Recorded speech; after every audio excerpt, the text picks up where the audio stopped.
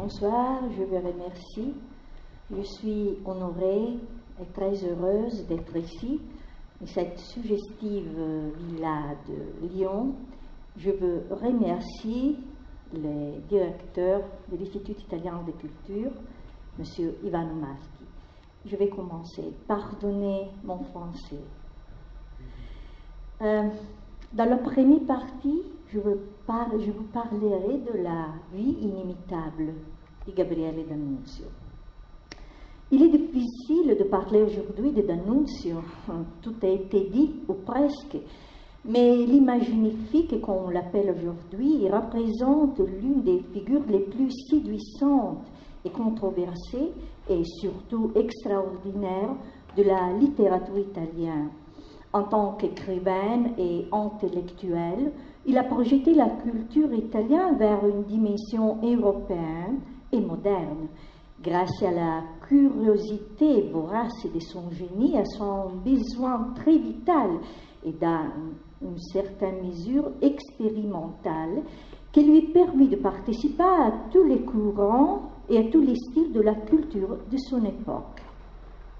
Il ne faut pas passer sous silence son éclectisme surprenant, grâce auquel il compose des chefs-d'œuvre dans tous les genres littéraires, narratifs, poétiques, dramaturgiques.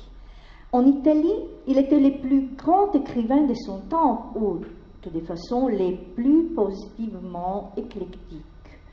L'homme réussit à enflammer les hommes et à conquérir des milliers de femmes grâce à son charme magnétique et irrésistible, dû à une culture immense, à une extraordinaire capacité communicative et séduisante, et à une aptitude à goûter les plaisirs de la vie qui étourdissaient ces femmes, bien qu'elles étaient en même temps les muses inspiratrices de son art incomparable, comme nous allons voir dans les débordés que je vous ai préparés, mais aussi dans le récital qui suivra. Gabriele D'Annunzio naît le 12 mars 1863 à Pescara. Sa mère, Luisa de Benedictis, appartenait à une famille aristocratique. Son père, Francesco Paolo D'Annunzio, était propriétaire terrien et il fut nommé maire de Pescara. À l'âge de 11 ans, Gabriele fut inscrit au Collège royal Cicconini di Prato, près de Florence.